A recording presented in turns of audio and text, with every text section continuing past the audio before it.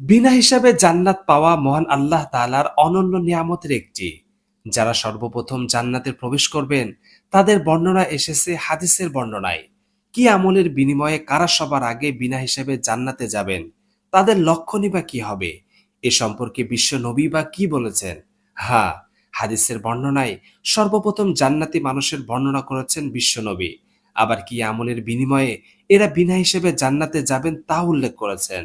হাদিসে পাকে এসেছে, হযরত আবু হুরায়রা রাদিয়াল্লাহু তাআলা আনহু বর্ণনা করেন, প্রিয় নবী সাল্লাল্লাহু আলাইহি সাল্লাম বলেন, জান্নাতে প্রবেশকারী প্রথম দলটি পূর্ণিমার চাঁদের মতো উজ্জ্বল আকৃতিতে প্রবেশ করবে। তারা সেখানে পেশাব পায়খানা করবে না, থুতু ফেলবে না, নাকও ঝাড়বে না। তাদের চিরুনিগুলো হবে স্বর্ণের, ঘাম হবে মিশকে আম্বারের মতো সুগন্ধি, তাদের ধূপ হবে চন্দন কাঠের, এবং স্ত্রীগণ হবে চিরকুমারী হুরগণ।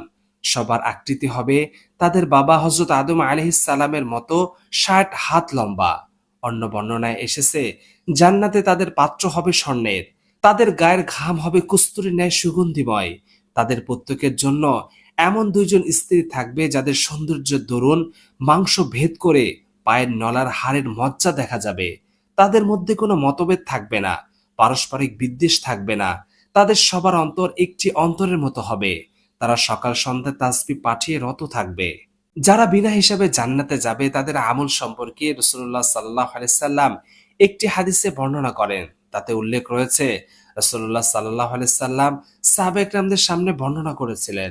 রাসূলুল্লাহ সাল্লাল্লাহু আলাইহি সাল্লাম তাদের আমল সম্পর্কে বলেন, তারা হলো সেই সব ব্যক্তি যারা ঝাড়ফুঁক করে না এবং ঝাড়ফুঁক করায় না, আর কোনো জিনিসকে অশুভ লক্ষণ বলেও মনে করেন না, বরং তারা শুধু মহান আল্লাহ তাআলার প্রতি আস্থা ও বিশ্বাস রাখেন।